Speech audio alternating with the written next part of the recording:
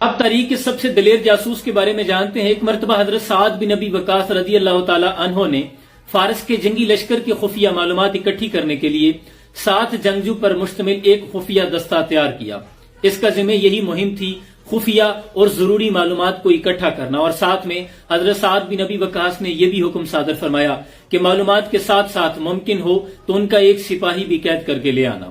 ابھی یہ دستہ اپنی مہم کے لیے نکلا ہی تھا کہ انہوں نے اپنے سامنے ایک بہت بڑے لشکر کو پایا۔ ان کو یہ امید تھی کہ لشکر ابھی بہت دور ہے، لیکن وہ لشکر ان کے سر پہ آن پہنچا تھا۔ باہمی مشاورت کے بعد ان تمام جو جنگجو تھے انہوں نے فیصلہ کیا کہ مہم کے لیے ابھی یہ وقت مناسب نہیں، لہٰذا واپس لوٹ چلتے ہیں۔ اب ان میں سے 6 نے تو واپس لوٹنے کا فیصلہ کر لیا، لیکن 7ویں نے کہا کہ میں اپنی مہم مکمل کیے بغیر کسی بھی قیمت پر واپس نہیں لوٹوں گا۔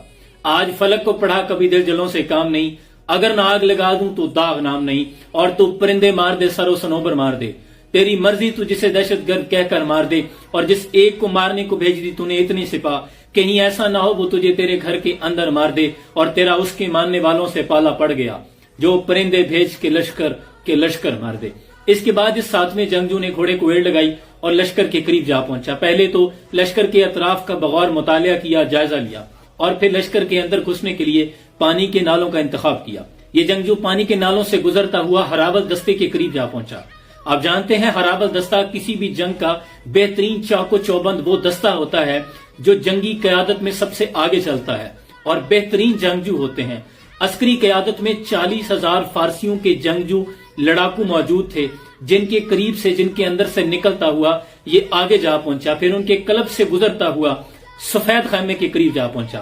سفید خیمہ اور قریب بندہ بہترین نسل کا عمدہ گھوڑا اس بات کی طرف اشارہ تھا کہ یہ لشکر کے سردار سپہ سالار کا خیمہ ہے۔ اس نے وہیں گھات لگائی اور رات ہونے کا انتظار کیا۔ جب رات گہری ہوئی، اندھیرا گہرا ہوا، تو اس نے تلوار نکالی اور خیمے کی رسیوں کو کاٹ دیا۔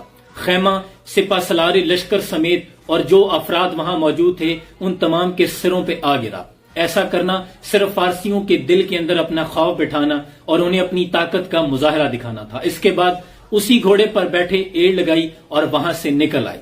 ان کے پیچھے گھڑ سواروں کا ایک بہترین دستہ ان کے تعاقب میں آیا۔ وہ دستہ ان کے جب قریب پہنچتا تو یہ اپنی رفتار بڑھا لیتے، گھوڑے کو ایڑ لگا دیتے، لیکن جیسے ہی دور ہونے لگتا تو یہ اپنی رفتار کم کر لیتے۔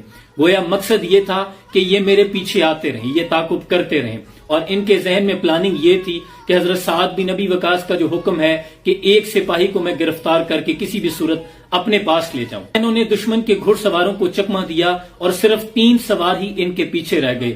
ان میں سے 2 کو انہوں نے قتل کیا اور تیسرے کو قید کر کے حضرت سعد بن ابی وقاص اپنی جو عسکری قیادت تھی اس میں لے آئے۔ اس کے بعد انہوں نے اس قیدی کو حضرت سعد بن ابی وقاص کے سامنے پیش کر دیا۔ حضرت سعد بن ابی وقاص نے اس قیدی سپاہی سے پوچھا کہ تم اپنے لوگوں کے بارے میں، اپنی جنگی قیادت اور تمام جو خفیہ معلومات ہے وہ ہمیں سچ سچ بتاؤ گے؟ تو اس پر اس قیدی نے کہا کہ اگر مجھے جان کی امان دی جائے تو میں سب کچھ سچ سچ بتاؤں گا۔ حضرت سعد بن ابی وقاص نے فرمایا کہ ہم اپنے وعدے کے پکے ہیں، تمہیں جان کی امان دی جاتی ہے، ہمیں خفیہ معلومات فراہم کرو۔ اس کے بعد اس سپاہی نے بولنا شروع کیا۔ اس نے کہا کہ میں اپنے لوگوں کے بارے میں، اپنی جنگی قیادت کے بارے میں معلومات دینے سے پہلے تمہیں تمہارے اس سپاہی کے بارے میں بتانا چاہتا ہوں۔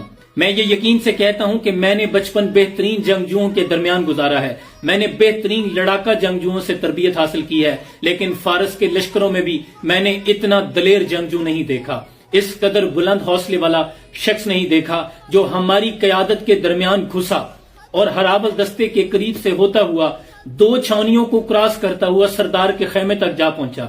اس نے پہلے سردار کے خیمے کی رسیاں کاٹی، پھر اس کا گھوڑا لے کے وہاں سے بھاگ نکلا، اور اس کے تعاقب میں بہترین گھڑ سواروں کا دستہ آیا جس میں سے اس نے سب کو چکما دیا۔ صرف 3 ہی اس کی گرد کو پہنچ سکے۔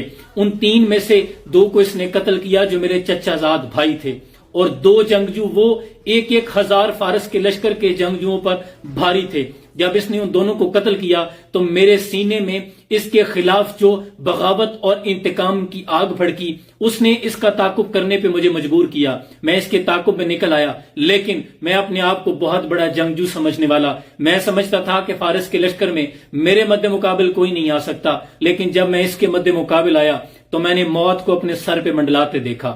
میں نے غنیمت جانی کہ خود کو اس کے حوالے کیا اور قید میں آنا مناسب سمجھا. میں آپ کو یہ بھی یقین دہانی کرواتا ہوں اگر آپ کے لشکر میں اس جیسے دلیر جنگجو اور اسی طرح کے اور جنگجو موجود ہیں تو دنیا کی بڑی سے بڑی عسکری قیادت، بڑے سے بڑا لشکر، بڑی سے بڑی فوج آپ کو شکست سے دوچار نہیں کر سکتی. اور بعد میں یہی فارسی قیدی اسلام قبول کر کے دارہ اسلام میں داخل ہو گیا. تاریخ اسلام کا یہ جاسوس، یہ بہترین بہادر جنگجو جو ہراول دستے 40,000 لڑاکوں کے کلب سے گزرتا ہوا سردار کے خیمے تک جا پہنچا، رسیاں کاٹ دی، موت کی آنکھوں میں آنکھیں ڈال کر اسی کے گھوڑے پر بیٹھ کر انہی کا جنگجو قیدی بنا کر اپنے لشکر میں لے آیا.